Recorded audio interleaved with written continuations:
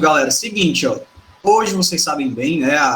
A Luciana colocou lá no cronograma de vocês que hoje a gente tem aula de quê? De artes, né? O que é que a gente tem para falar sobre a aula de artes antes de propriamente começar o conteúdo? Galera, o conteúdo de arte comparado às outras disciplinas é um conteúdo bem mais tranquilo, bem mais leve, tá? São discussões que a gente consegue, de fato, materializar no nosso cotidiano. Quando vocês, né, eu acredito que vocês já tenham feito isso, quando vocês abrem o livro lá, né, param para analisar a estrutura, a gente consegue perceber que os capítulos, eles são bem reduzidos, são bem pequenos, né?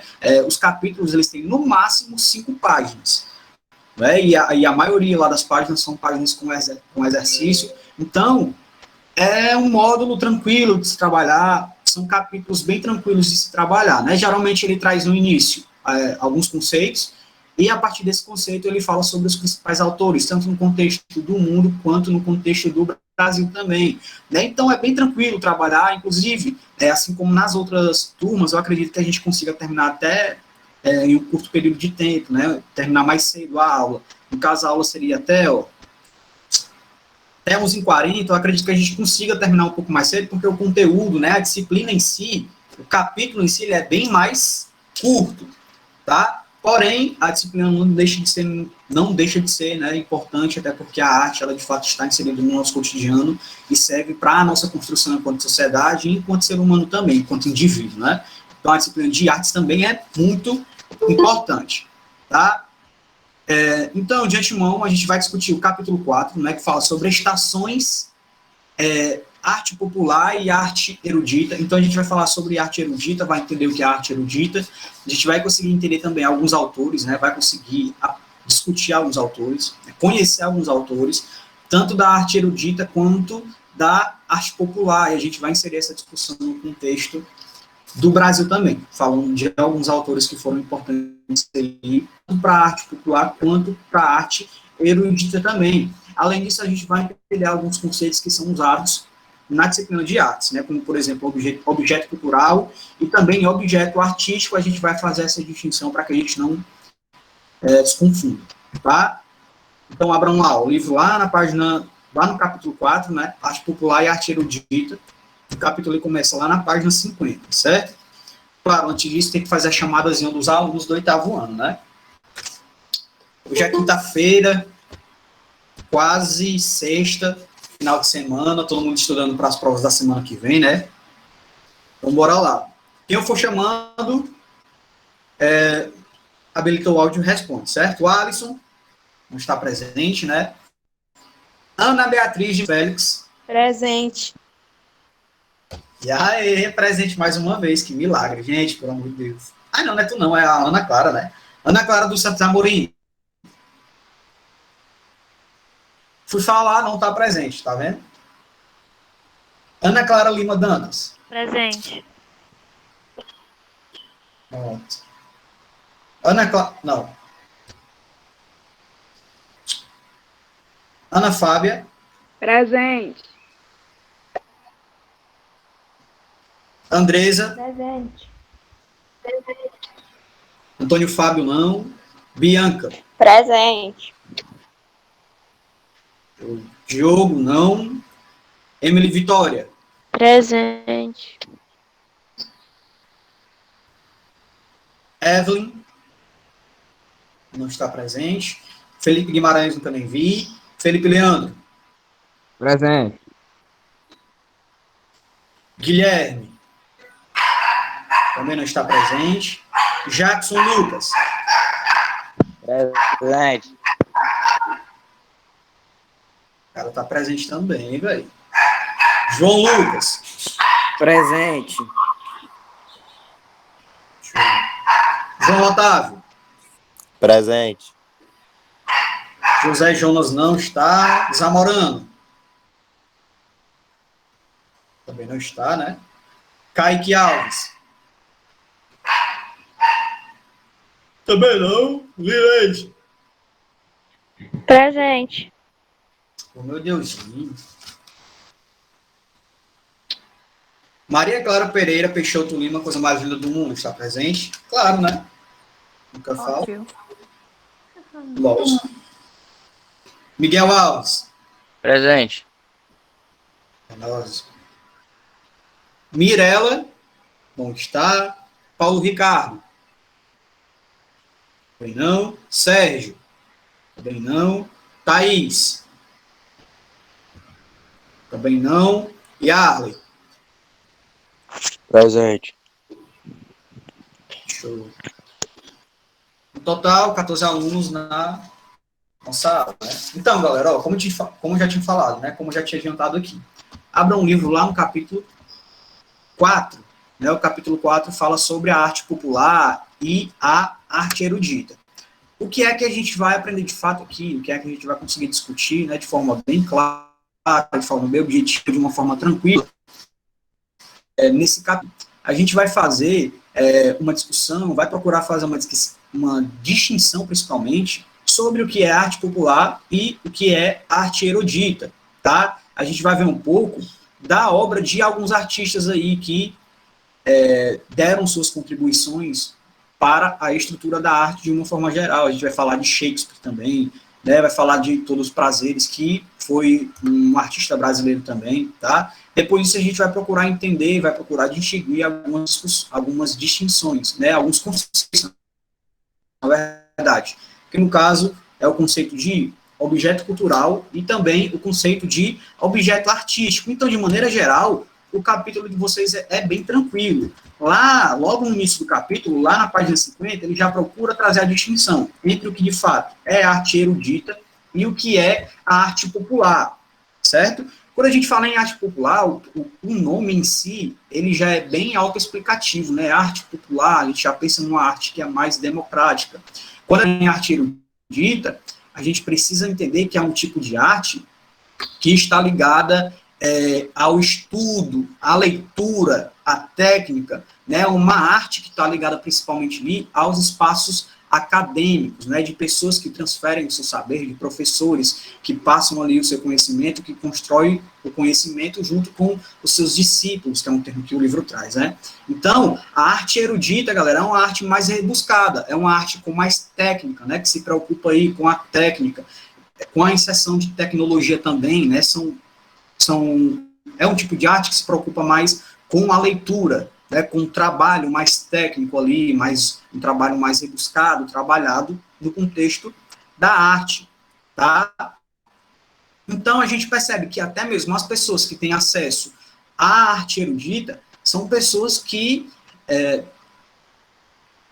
têm uma classe social mais elevada, né? Está inserido numa classe social mais elevada aí. A gente não está generalizando aqui, claro, lógico que pessoas que de outras classes sociais têm acesso, né, à arte erudita, porém é bem mais restrito do que as classes sociais aí mais abastadas, né?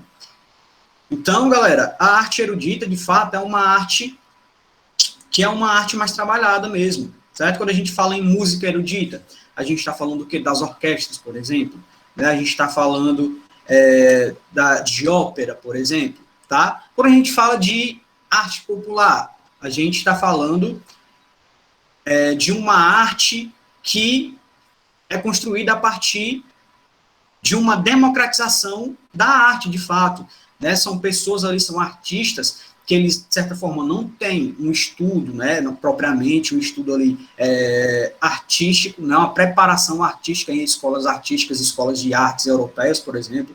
São pessoas que, de fato, estão inseridas no cotidiano, e o que mais aparece na arte dessas pessoas, na arte popular, é, de fato, o cotidiano. Aparece como uma representação do dia a dia, do cotidiano das pessoas, tá? Ou seja, aqui na arte popular, diferente da arte erudita, essas pessoas, elas não têm aí o estudo, tá? Elas não obrigatoriamente precisam ter estudo, né? Mas são pessoas que estão inseridas no contexto da arte, com o objetivo de trazer uma representação da sua vida, dos seus sentimentos, da vida cotidiana,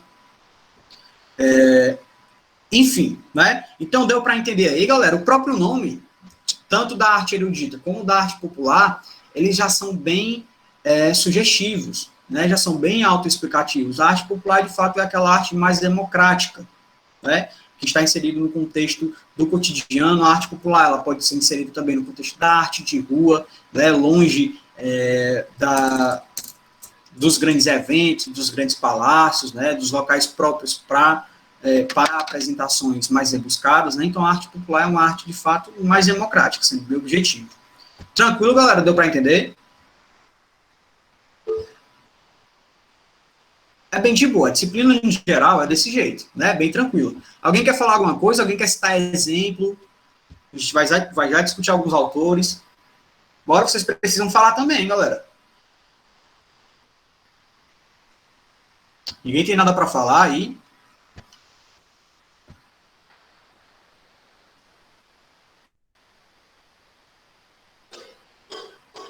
Ana Clara, tá tranquilo?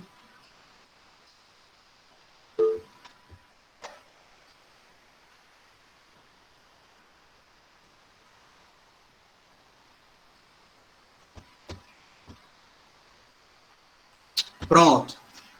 Como exemplo de arte popular, no contexto do Brasil, o livro de vocês vai citar 2 artistas, tá? No caso, é o Heitor dos Prazeres e o José Francisco Borges. O Heitor dos Prazeres, ele fala um pouco da biografia do artista, né? Ele era músico, né? Na verdade, ele era compositor e ele era pintor também, tá? Ele foi tão importante no contexto da arte popular brasileira que ele teve a perspectiva de apresentar os seus trabalhos em outros locais, em outros países, tá? Teve uma obra, inclusive, né, de pintura que foi comprada pela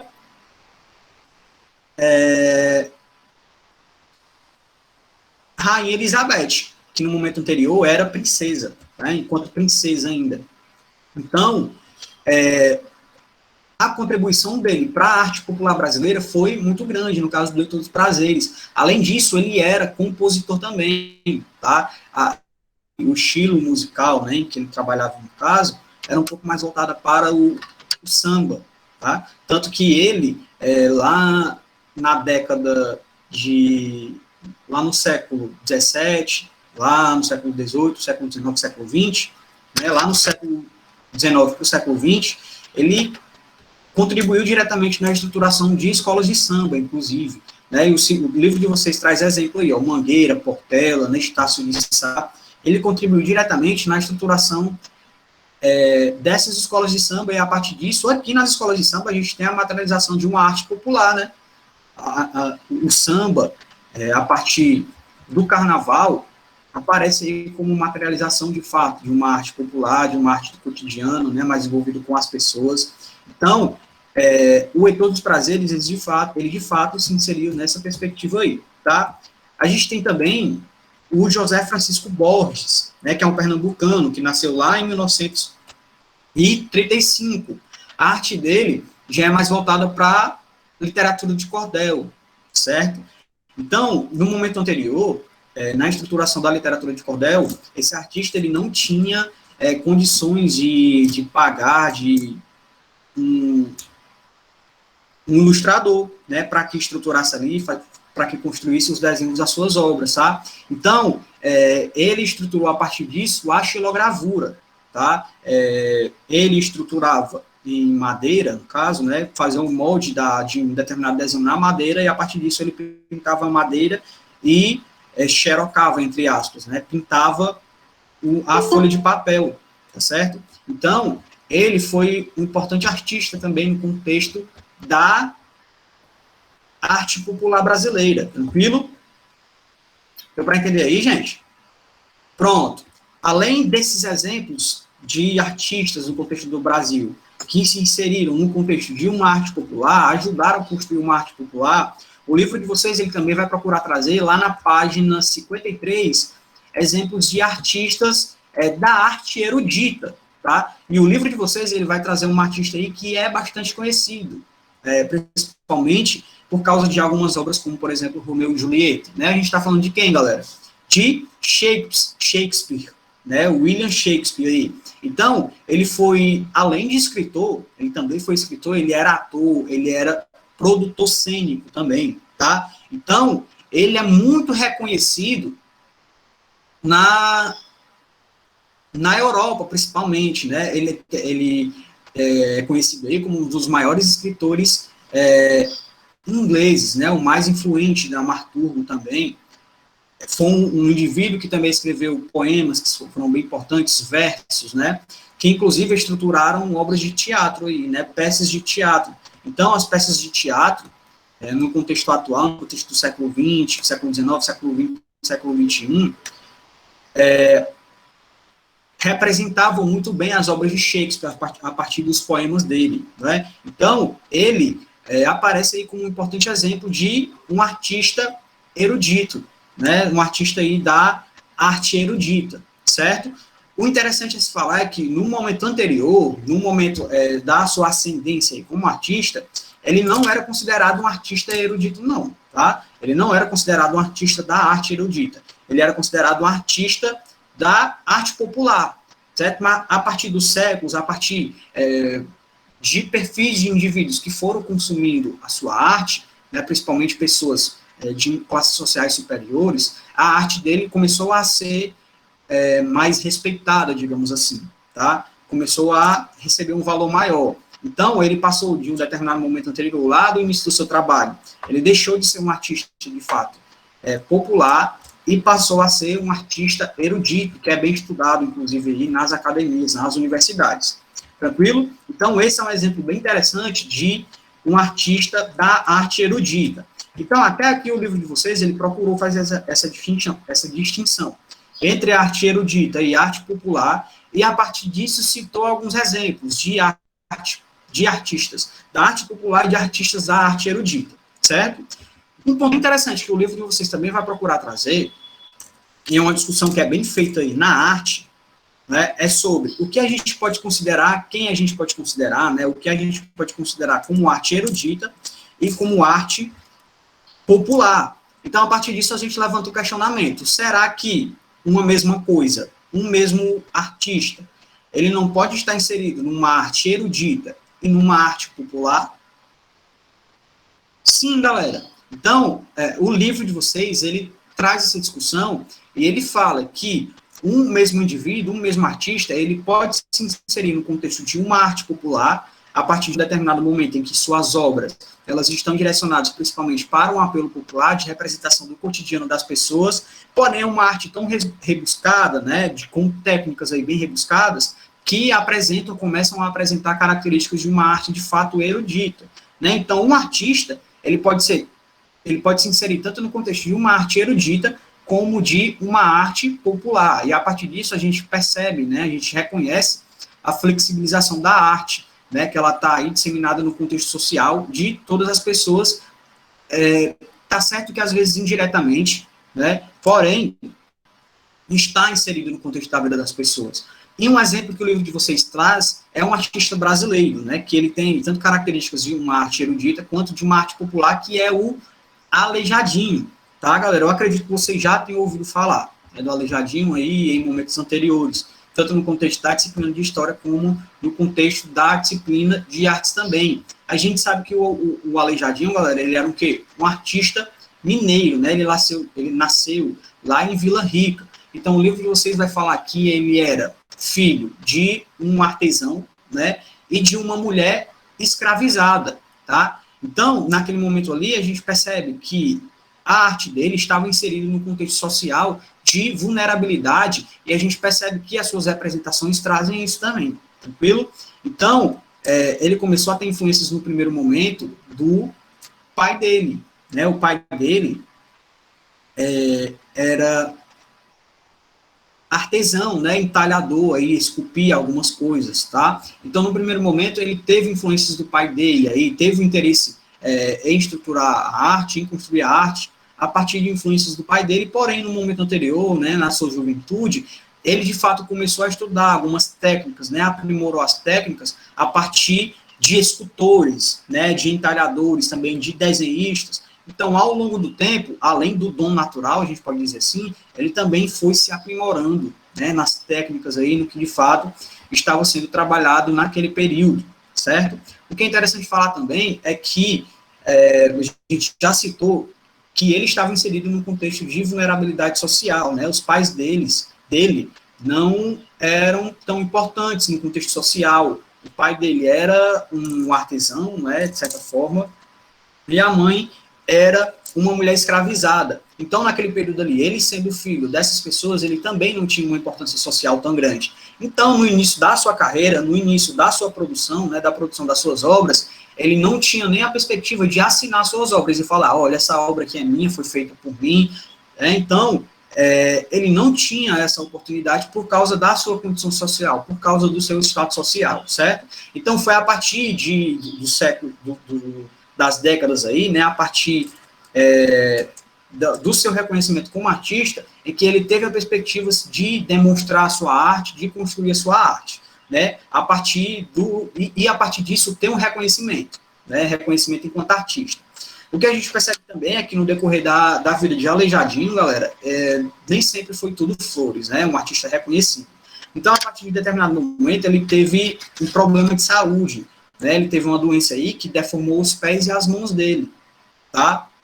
Então, em um determinado momento, ele se encontrou num contexto de fragilidade a partir do momento em que ele não tinha mais as mesmas condições de realizar, de construir as obras dele como antes, tá? Porém, isso fez com que ele desistisse da arte? Não, galera. Alguns autores falam, né, alguns historiadores falam, que o momento em que ele mais produziu foi esse momento em que ele não tinha a maleabilidade, né? Ele não tinha o movimento das mãos e dos pés tão apurado assim. Né? Então, foi nesse momento em que ele, de fato, teve a preocupação de fazer com que o seu trabalho tivesse uma qualidade melhor ainda, tá? A partir das fragilidades que ele tinha. Então, algumas pessoas falam, alguns estudiosos falam, que ele amarrava os instrumentos nas mãos, né, nos punhos, já que ele não tinha a flexibilização das mãos, os movimentos mais tão bem apurados, ele amarrava os seus instrumentos no punho e, a partir disso, estruturava sua arte, entalhava, né, em madeira, né, em rocha. Então, a história do Aleijadinho aí, contribuindo diretamente com a história da arte brasileira, é muito forte. Tranquilo, galera? Deu para entender aí? Então, o livro de vocês traz algumas das obras dele, né? Aleijadinho, ele teve uma obra que foi bem conhecida, que era a obra 12 Profetas, certo? Além disso, uma obra que é bastante conhecida dele, que inclusive é tido como um patrimônio cultural brasileiro, é a obra que é conhecida como O Santuário de Bom Jesus e Matozinhos, né, que é composta de 66 imagens esculpidas em madeira. Então, vocês imaginam aí o trabalho, né, que o Aleijadinho ele teve aí na estruturação das suas obras. Tranquilo, gente? Então, o nome dele, né, o apelido dele, no caso, já é bem sugestivo, né, diante da condição física que ele adquiriu com o tempo, né, a deformidade nas mãos e nos pés, ele ficou conhecido como o quê? Como Aleijadinho, né? Tranquilo, galera? Aí, então, é um importante exemplo de uma pessoa que se inseriu no contexto de uma arte popular e que não deixou de se inserir também no conceito de uma arte erudita. Tranquilo, galera? Deu para entender até aqui? Alguém tem alguma coisa a falar?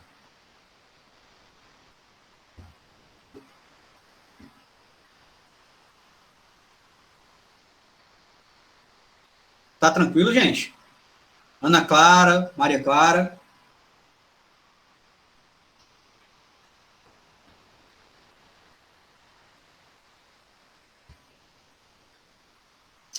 Pronto.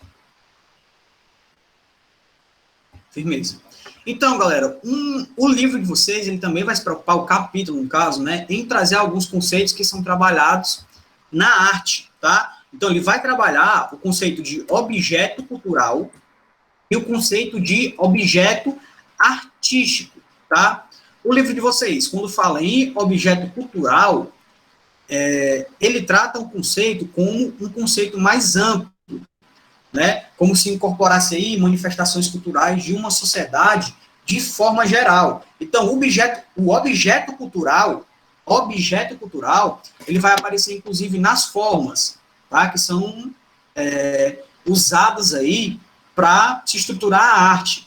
Tá? Então, ele vai falar aqui, em um determinado momento, um estádio, ele pode ser conhecido, sim, como um objeto cultural, a partir de um momento em que ele insere valores dentro de uma sociedade, ele tem um significado dentro de uma sociedade, tá certo?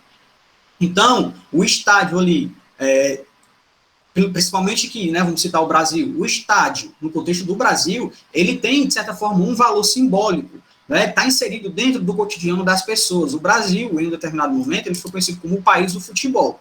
Então, os estádios, galera, eles aparecem aí como figuras, como objetos culturais, tá? Em que a cultura se materializa de fato dentro daquela estrutura ali, tá? Além disso, o objeto cultural que a gente pode falar no contexto do Brasil e do mundo de forma geral, os teatros, né, aparecem aí como objetos culturais. Uma praça, por exemplo, em que atividades artísticas são inseridas no contexto desse território, né, em que a praça, por exemplo, é conhecida por ter apresentação artística com muita relevância. Então, uma praça ela pode ser um objeto artístico, certo? A partir do momento em que a gente tem a materialização da arte nesses lugares. Tranquilo? Deu para entender aí o que é objeto artístico, galera? Sim? Pronto. Agora, quando a gente fala de objeto, no caso, o conceito que eu acabei de falar foi de objeto cultural, certo? Objeto cultural são os locais em que a arte ela está inserida, em que a arte é construída, tá? Como, por exemplo, um estádio, um teatro, uma praça, tá? Então, isso é o objeto cultural, certo?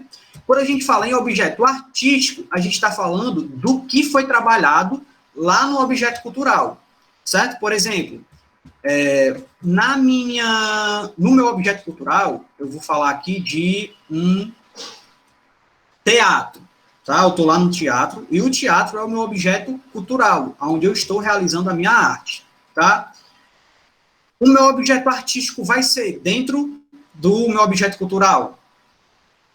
Vai ter uma peça teatral, não é? O que está sendo construído dentro do meu objeto cultural. Então, o meu objeto artístico vai ser a minha peça ali, tá?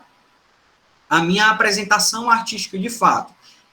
Eu sou um compositor, sou um músico, e eu vou para uma apresentação artística no estádio, né? Eu sou, pronto, Luan Santana, no caso.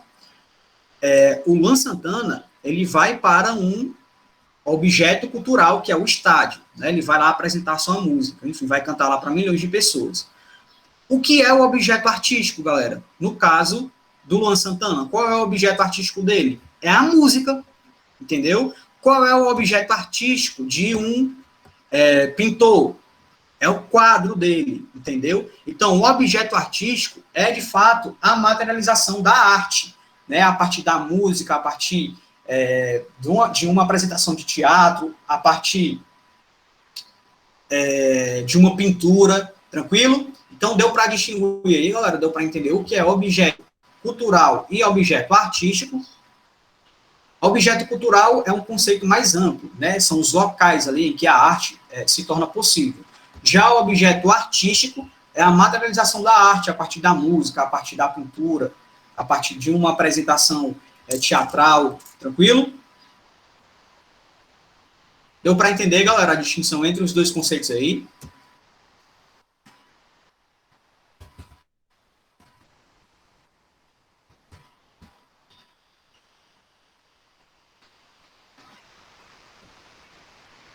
Pronto, galera. Então, ó, essa discussão, de forma geral, é a discussão que o livro de vocês traz, tá? Então, a gente já acabou aqui a discussão do livro de vocês, né, do capítulo de vocês, no caso. O capítulo tem no máximo 1, 2, 3, 4, 5, tem no máximo 7 páginas, né? E as páginas têm os exercícios, que é importante que vocês façam também, mas a discussão em si, a gente já conseguiu concluir, que no caso foi sobre o que é uma arte erudita e a arte popular. A gente citou os principais autores, né? Como, por exemplo, autores no contexto da Europa e no contexto do Brasil, e a gente procurou fazer a distinção do que é o objeto cultural e o objeto artístico, tranquilo? Então, aqui a gente encerra a nossa discussão, e é importante que no momento posterior vocês realizem as atividades e também leiam o capítulo. Tranquilo, gente? Alguém tem alguma dúvida? Alguém tem alguma coisa a falar?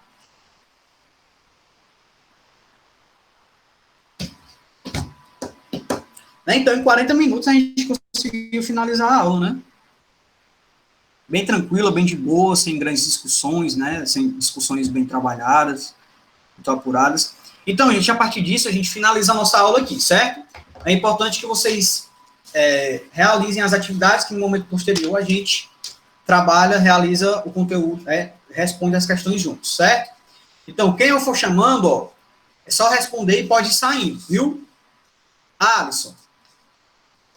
Não está. Ana Beatriz. Presente. Valeu. Ana Clara dos Santos. Não está. Ana Clara Lima. Presente. Pronto, até mais. Tchau. Tchau. Ana Fábia. Presente. Pronto, tchau. Andresa.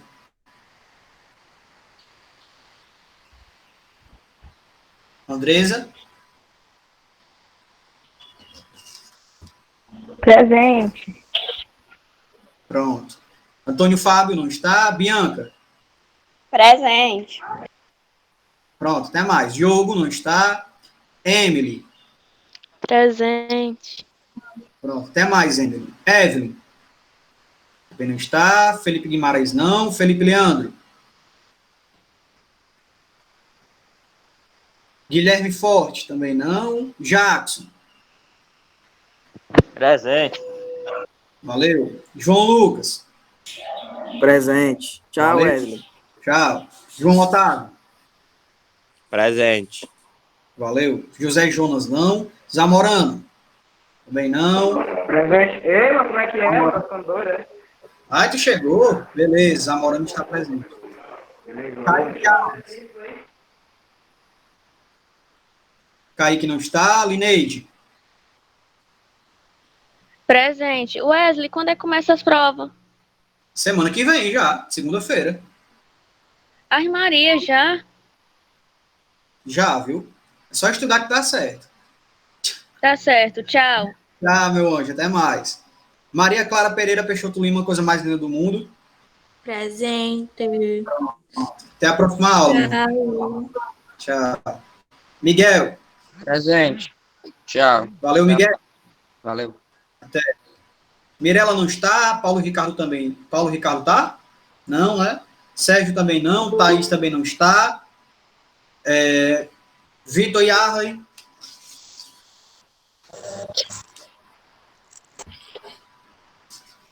Yarley. Está, porém, não, né? Está presente, só o áudio que está ruim. Valeu, Yarley. Até mais no Chaves.